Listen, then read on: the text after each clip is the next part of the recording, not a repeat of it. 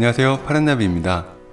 한국과 일본은 악화된 관계를 개선하기 위해 해결책을 찾고 있지만 여전히 쉽지 않아 보입니다. 일본은 6월에 있을 주요 20개국 정상회담을 앞두고 농업장관들을 초대한 자리에서 여전히 후쿠시마 수산물 수입 재개를 압박하고 나섰는데, 일본의 재건을 위해 한국인들이 해줘야 한다고 말한 사실이 다수의 언론을 통해 보도되고 있습니다. 일본 농림수산상인 요시타카 타카모리는 한국과 중국 농림장관을 따로 만난 자리에서 수산물 수입 규제를 조속히 철폐해달라고 말한 데 이어 수입 규제 철폐는 피해 지역의 재건을 위한 중요한 과제라는 것을 전했다고 하는데, 후쿠시마 지역 경제가 살아나고 활성화되기 위해 필요한 일이니 한국에서 수입해줘야 한다는 논리인 셈이죠.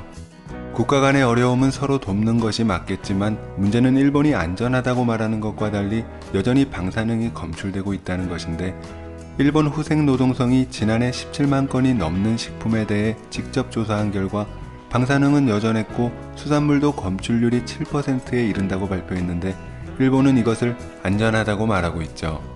또한 한국뿐만 아니라 23개 국가가 수입을 제한하고 있는데, 한국만 집어 WTO에 제소했고 패하고 나서도 수입을 재개하라고 압박하는 것을 보면 한국 사랑이 지나칠 정도로 넘쳐 보이는데, 비밀로 해도 모자랄 판에 언론을 통해 언급한 것을 보면 자국민을 위한 멘트로 보이지만, 한일관계 개선 의지가 있다면서 한편으로는 상대방의 감정은 고려하지 않는 모습은 일본의 관계 개선 의지의 진정성이 의심된다는 목소리가 나옵니다.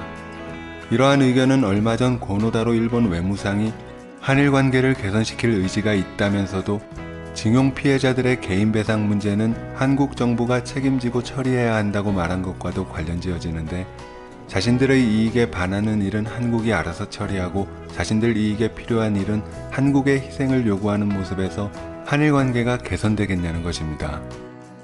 한국과 일본은 각계각층의 인사들이 만나 한일 관계 문제의 해법을 찾느라 바쁜 모습인데, 얼마 전 이러한 자리에서 일본 측 대표는 한일 관계가 부부 사이와 비슷하다며 결혼 생활을 유지하기 위해 첫째도 인내, 둘째도 인내, 그리고 다섯째도 인내라며 오로지 참고 인내하며 때로는 체념하는 기분을 갖고 기다리다 보면 냉정함을 되찾아 서로 이익이 되는 것을 생각할 수 있을 것이라고 하는데, 참아야 한다면서 한국인들이 받아들이기 힘든 것을 끊임없이 들이미는 것을 보면 일본은 자국의 심각한 이혼율의 원인부터 제대로 파악하는 것이 필요해 보입니다. 오늘 파란나비가 준비한 소식은 여기까지입니다. 시청해주셔서 감사합니다.